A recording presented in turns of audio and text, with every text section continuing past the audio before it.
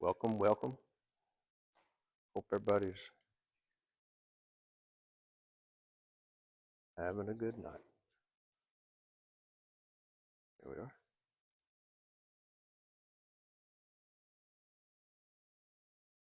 If you will, open your Bibles. Ecclesiastes chapter 8. Initially had down chapter 8 and 9, but I realized that's going to be way too aggressive to cover. And I do appreciate the really great number that is joining us online for the study. And just so you know, we're going to get through this book of Ecclesiastes and then move right into the book of Proverbs. We'll be enlightened. Well, all right. I think we got through. I just want to say how much I appreciate everyone's attention and attendance and participation. I'm not very good at pulling out a lot of discussion. I wish I was better, but nevertheless, I hope that the lessons have been profitable. Do I have a? What'd you say?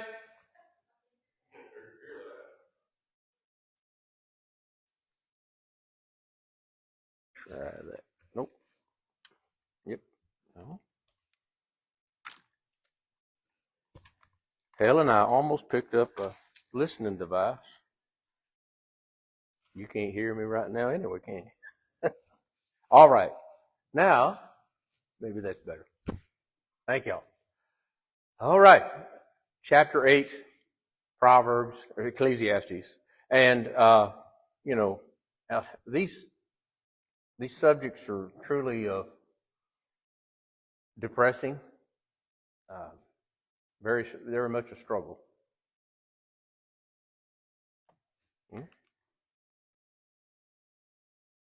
Depressing. Check your phone. It must be your Bluetooth is off. It's on. Anyway, the one thing I want to ask, first of all, is that we be certain to let everyone know on a Wednesday evening if you have a prayer requests. In a few minutes, we will have the opportunity to have a prayer at the conclusion of our study together, and be sure. And if you have those, we come together in the middle of the week for our study and to learn God's Word, but I want us to make certain that we avail ourselves of the blessing of being able to pray for each other. And so keep that in mind as you go through the evening. There's going to be a lot to pray for because there's a lot of bad news in this life. And this is all about helping us with perspective. Now, we didn't get all the way through chapter 7, and I had one point from chapter 7 I wanted to make sure that we made. Consider the works of God in verse 13, who can make straight what he has made crooked. In the day of prosperity, be joyful. But in the day of adversity, consider that surely that God has appointed one as well as the other, so that no man can find that which will come after him. There is a bit of a mystery that God intends for us to have. And in this writing, Bob Owen utilized this illustration for this passage of Scripture. And that is when he began to say, in the day of being joyful, it's like the funny pages. You have your life when it's fun or funny. And then also in the day of adversity, you have the obituary. And so what he is telling us is life as we know it is you have the funny pages and you have the obituary, and what you have in the middle is the story of your life. Now, chapter 8 and 9, the reason I tried to put them together, and we're going to read those two verses, is because the advice for you from God in the face of all of this breathing hevel, all of this striving after the wind, is to live joyfully. Now that's where we come face to face with kind of the principles of living. I want to read through all 13 verses. That's basically the first half. Maybe we'll stop it. Ecclesiastes 8. Who is like a wise man, and who knows the interpretation of a thing? A man's wisdom makes his face smile, and the sternness of his face is changed. Okay, so I want to read slow because I want you to think as we read. Remember, the whole point of having this study is for wisdom, right? Wisdom literature. Here's what's going to happen to you. You're going to hear all these things that are vanity and vexation of the spirit and all this trouble and trial. And then he says that a man's wisdom makes his face shine. You'll have the right perception of whatever it is that you're enduring. I say, this is now us raising our head, walking about, and he encounters government. And this is kind of interesting with our current state of affairs and news. I say, keep the king's commandment for the sake of your oath to God. So who's the authority in your life? Who are you answering to when you are keeping the king's commandment? Yeah, you're recognizing the higher power. Remember, and we had that study in chapter 5 where that we watch our words. Now, do not be hasty to go before his presence. Do not take your stand for evil thing, for he does whatever pleases him. This is taking into consideration you use wisdom when you're standing before authority. If a policeman pulls you over because you were going 7 miles over the speed limit and you take exception to the fact that he shouldn't have pulled you over, then suddenly, you're calling him Barney Fife and you're, doing all you. I'm speaking from somebody I know that had pulled that, and he ended up getting to spend the night in jail because he knew that he didn't have the respect for the authority he should. And, I'd never thought I'd be able to tell that story in a sermon, but there you go. My brother's got skills nobody knows about. Where the word of the king is, there's power. And who may say to him, what are you doing? What are we talking about right now? What's he leading us into?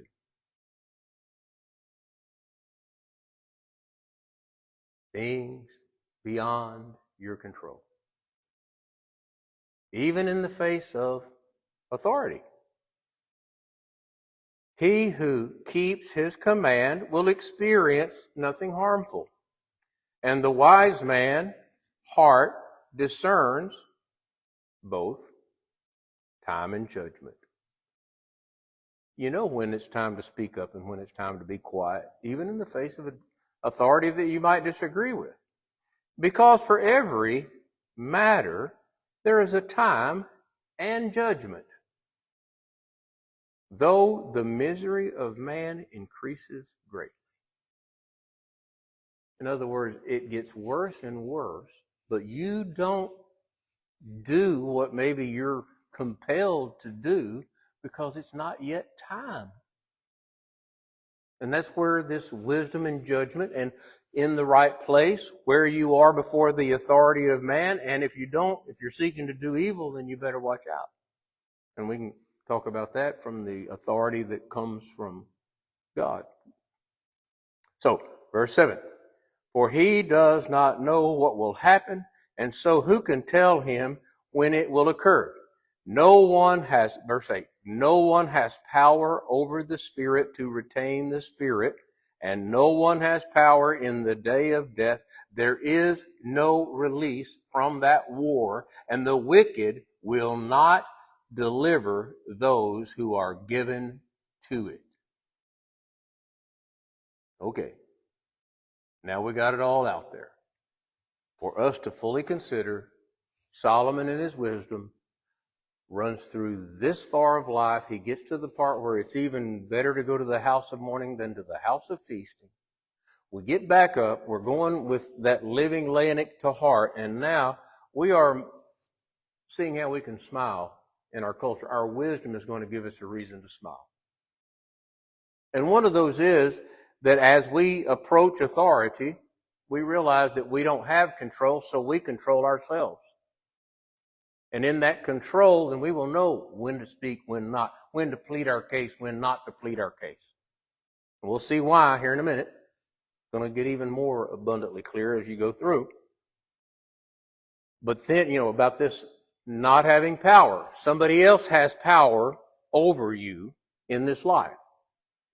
Then you go turn and about what you have control of. Remember, this has been Solomon's problem all along, is so many of life's struggles he can't control. He could get a lot of money, and then he couldn't control who would get it after him. So you see how life kind of unfolds. Now, no one has power over the Spirit to retain the Spirit. What does that mean?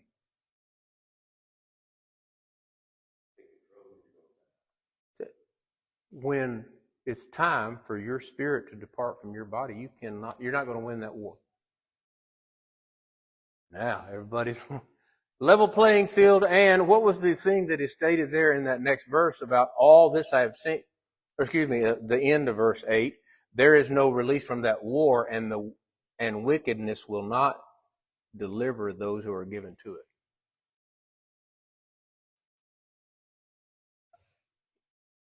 In wickedness, oftentimes, a man will think if he can kill you, then he won't get killed.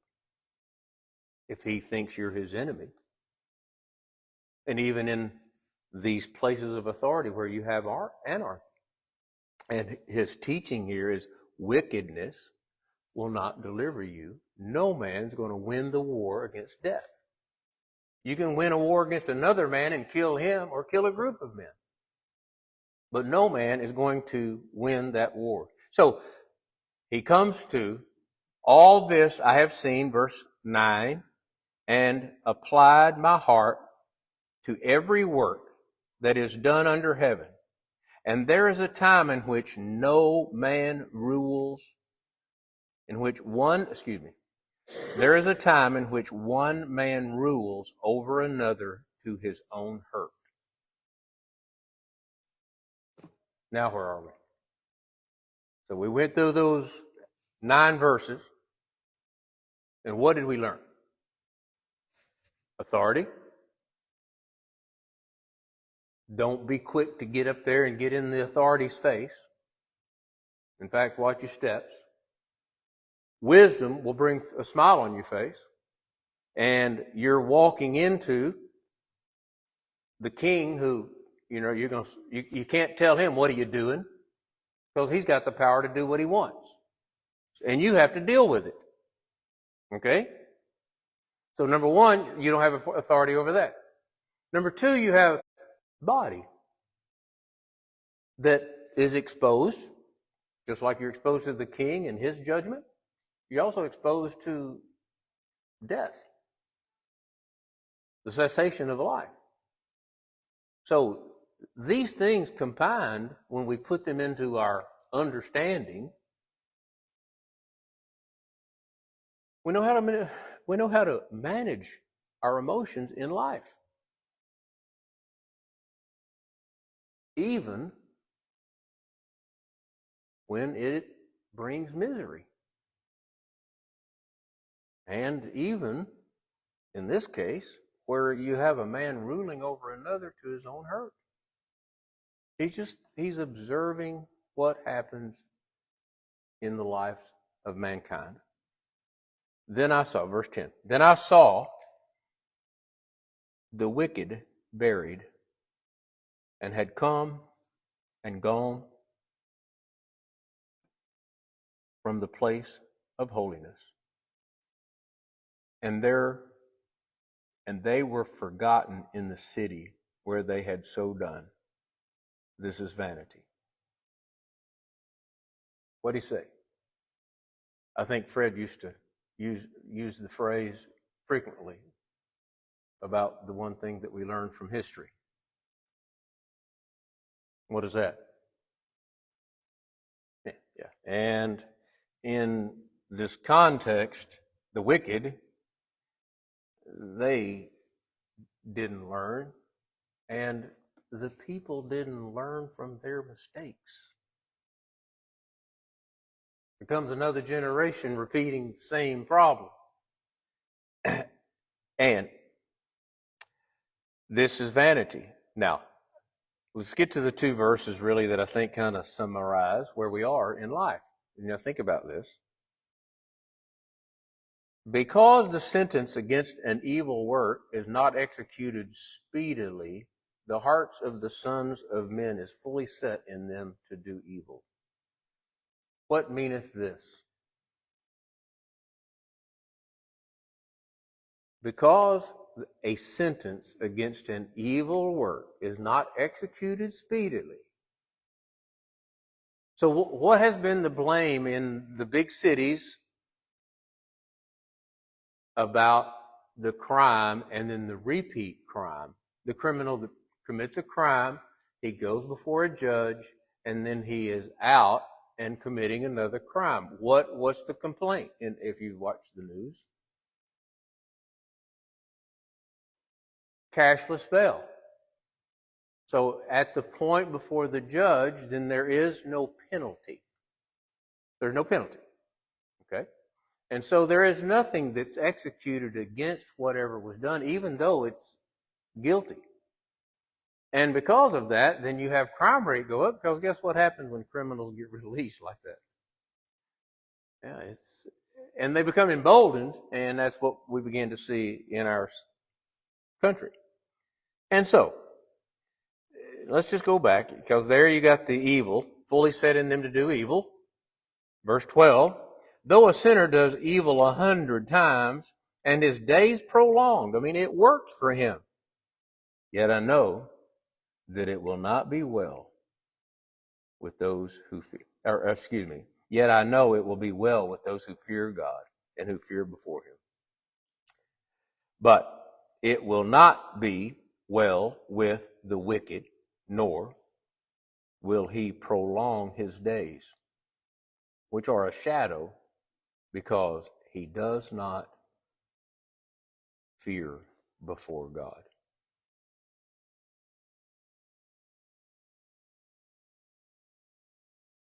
That's when you see evil in the world, is when people have no fear before God. And, we get again, I'm going to get to this. Yeah, there you go. Get to this other part of the scripture, because verse 14, as we walk through this text, verse 14, there is a vanity which occurs on the earth. And this is that, that question about why do bad things happen to good people, or why do good things happen to bad people? Here it is. He lays it out there just like we ask. There's a vanity which occurs on the earth, that there are just men to whom it happens according to the work of the wicked. And again, there are wicked men to whom it happens according to the work of the righteous. And this also is vanity. Back up, chapter 7:15. During the day of my fleeting flesh, I have seen both these things. Sometimes a righteous person dies prematurely in spite of his righteousness, and sometimes a wicked person lives long in spite of his evil deeds.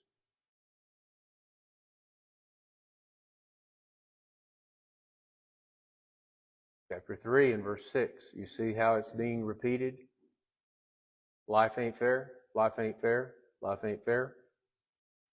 In the place of judgment, in chapter 3 and verse 16. In the place of judgment, wickedness was there, and in the place of righteousness, iniquity was there. It did not work out according to God's promises and precepts. So there you have. All right, let's get back. I wanted to get to, I got time. The text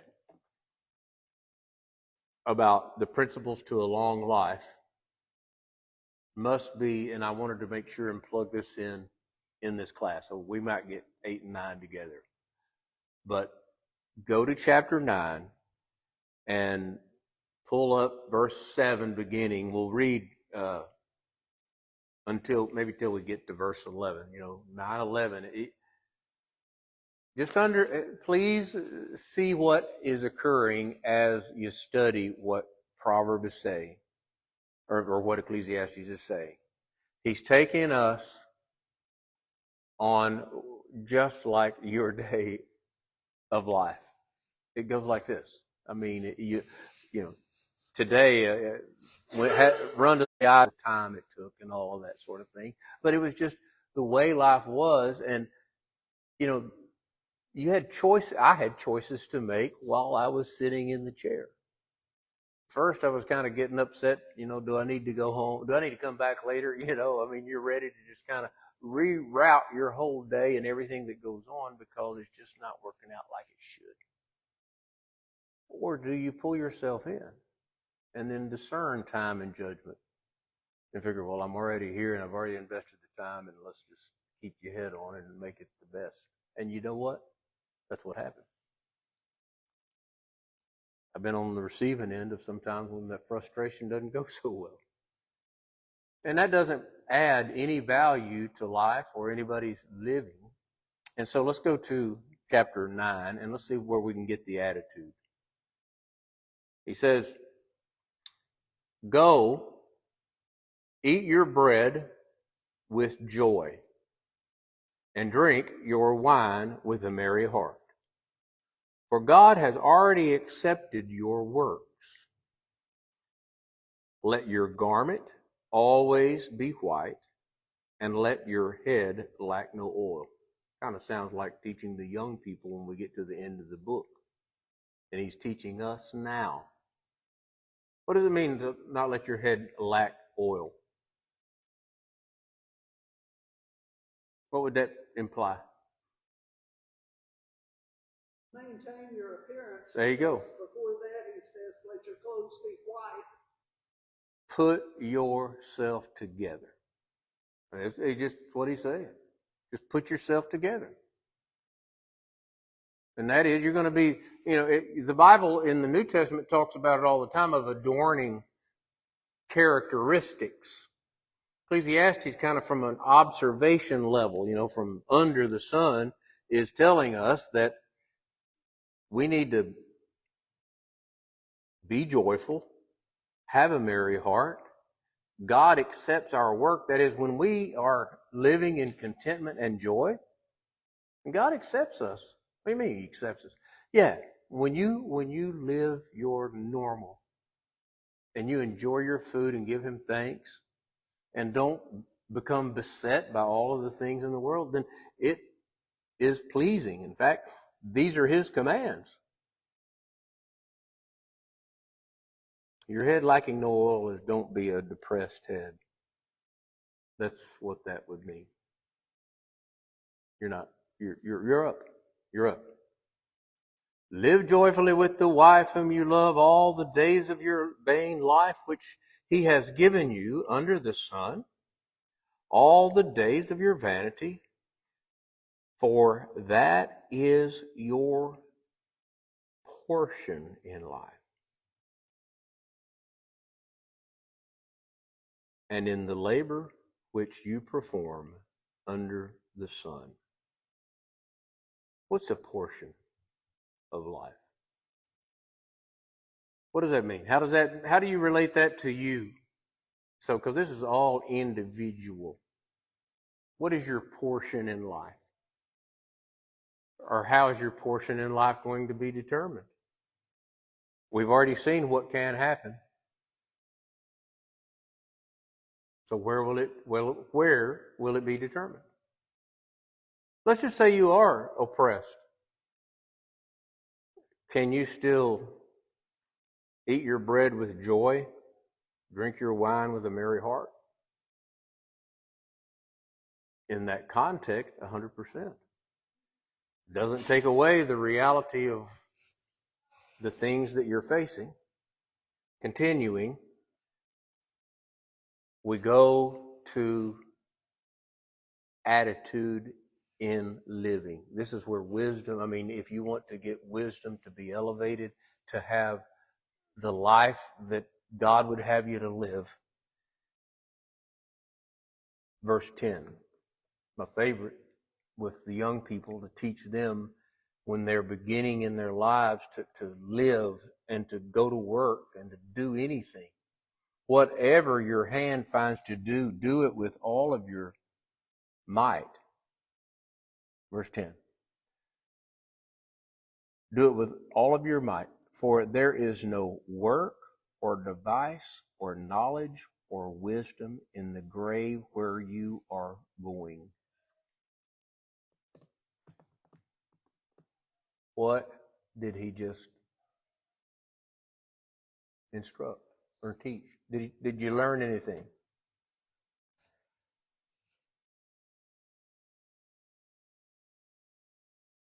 Do the best you can be. Do the best work you can while you're alive.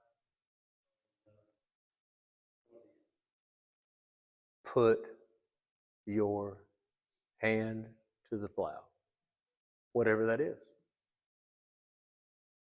That's the Zig Ziglar days and the Dale Carnegie days of it's about what you put in it is what you get out.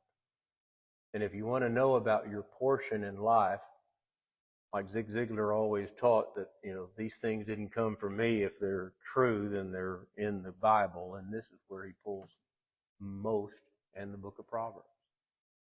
But live joyfully with your wife all the days that you got. There's no retirement date from living your life.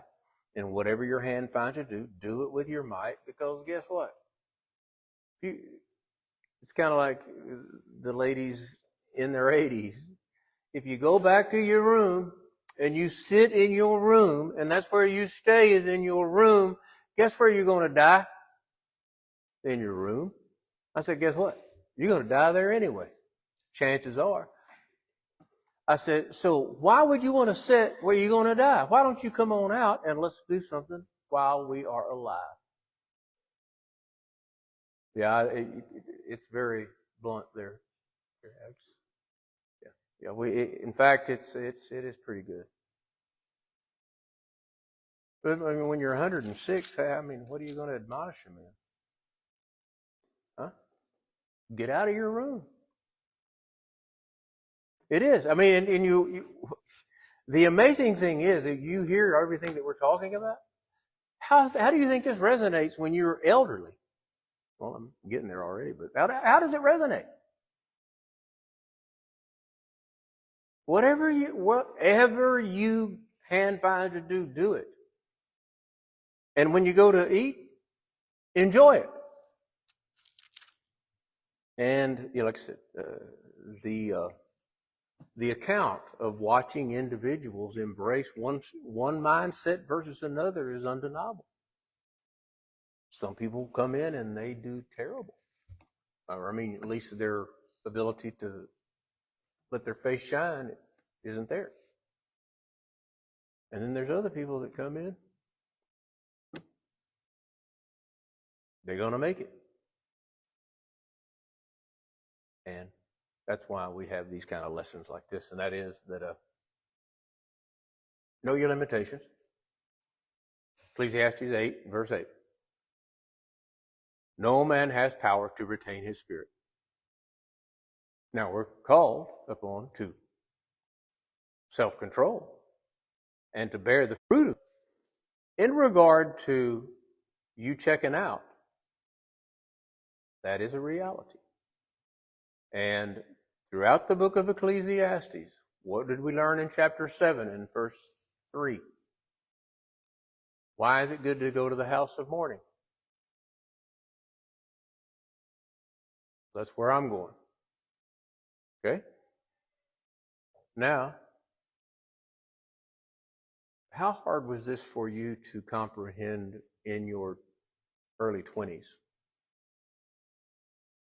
No man has power to retain his spirit. Yes, I do. Yes, I do. I mean, it's so far off. And that invincible. What is that called? Invincible ignorance? It is. These are truly things that transcend. During the days of my fleeting life, he had seen these things. Okay? This is all I'm saying. I have seen righteous people die early and wicked people live a long time. You can say the same thing, can't you? Yes? Yeah, I can. You'll see. So we'd have that conversation often, about somebody that was, that person was evil, and there they are, 90 years old, and then, you got my mama, and she died early, 18 years before that. And you just, you want to just go like Solomon. Well, that's just Not fair. It is breathing hell. It is nonsense for that to be the way that it is, and that's the way of the world. And it's even worse when you go to court to get justice and you receive injustice. And then the bad person is walking out the door with whatever it is they got. So what you see is how things begin to unfold. Now back to chapter 8. And verse 15, 16, and 17. We had that chapter 9, but I almost missed chapter 8. I've been so busy preaching on this that I almost jumped over the text. Because, we've seen verse 14 was where we saw the vanity that there are just men to whom it happens according to the work of the wicked, and wicked to whom it happens according to the work of the righteous. So, in light of that, I have a response, the critic is saying. So I commended enjoyment. So he's saying, it's better. He commended enjoyment's better than suffering. Everybody concur? I think, he's being a realist. I commended enjoyment. Now, the problem is, he just said it in the place where the work of the wicked happened to the righteous, and the work of the righteous happened to the wicked. And then he's commending so because of this, because things work out that way, I commended enjoyment. Huh? Yeah, he's saying, I'm seeing this, but I commended enjoyment because a man has nothing better under the sun than to eat, drink, and be merry, for this will remain with him in his labor all the days of his life, which God gives him under the sun. When you got nothing else left, you know what you're supposed to do? Get up and go to work. Everybody understand? If a man refuses to work, neither let him eat. His existence is going to cease in the New Testament. And his thriving in life circumstance is going to cease because he no longer works and applies his skills or his abilities, and therefore his life, his portion in life, is removed. I commended enjoyment. What's he telling us to enjoy? What are we told to enjoy? Food, drink, and work. This is life, this is life under the sun. Now we're not talking about Christ, because he immediately said something in this text that Jesus is going to bring that we can't imagine. I commended enjoyment because the man had nothing better under the sun than to eat, drink, and be merry. This will remain with him all the days of his life. We have a choice all the days of our life. We have a choice all the days of our life, how will you live? All right, it must be about that time. Let's finish the 2 verses and then we'll close it out here, y'all. When I applied, verse 16, when I applied my heart to know wisdom and to see the business that is done on the earth, even though one sees no sleep day or night, that is, pursuing it all, then I saw all the works of God, and that a man cannot find out the work that is done under the sun, though he may labor to discover it, yet he will not find. Moreover, though a wise man attempts to know it, he will not be able to find it.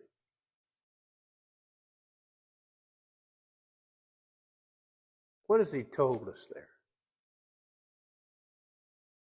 He attempts to know it, he'll never reach the end. Because what we really don't you really want to know what heaven's going to be like and what it's going to be like to transition to there?